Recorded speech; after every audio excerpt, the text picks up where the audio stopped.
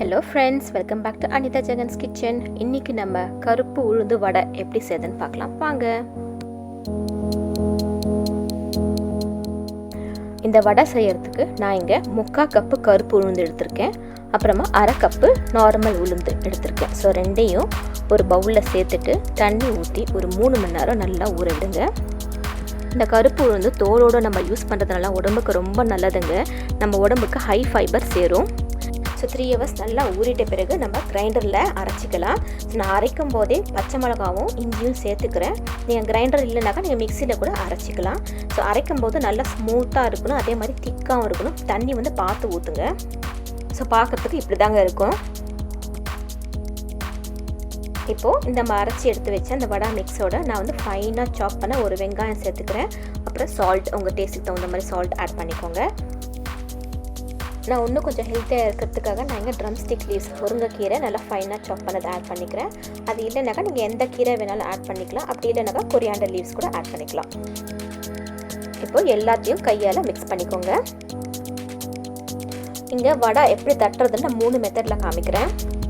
இப்போது கை ஈரம் பண்ணிக்கிட்டு ஒரு சின்ன பால் சைஸில் அந்த மாவை எடுத்துக்கிட்டு நீங்கள் ஒரு ஜிப்லாக் பேக், அப்படி இல்லைனாக்கா நீங்கள் வந்து பனானா லீஃபில் கூட இந்த மாதிரி தட்டிக்கலாம்.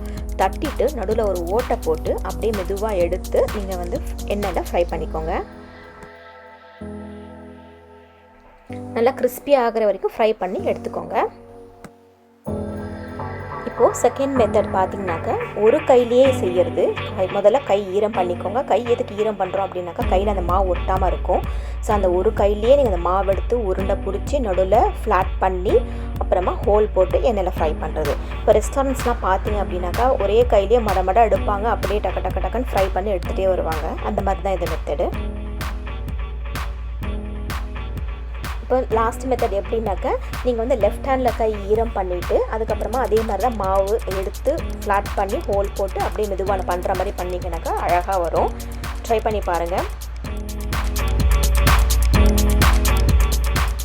பார்த்தீங்கன்னாக்கா கருப்பு உளுந்து நல்லா வெளியில் கிறிஸ்பியாக உள்ள சாஃப்டாக அழகாக சூப்பராக ரெடி ஆகிட்டுருக்கு.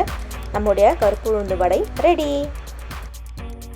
Thanks for watching. Like and subscribe. Remember to hit that bell button to get notified.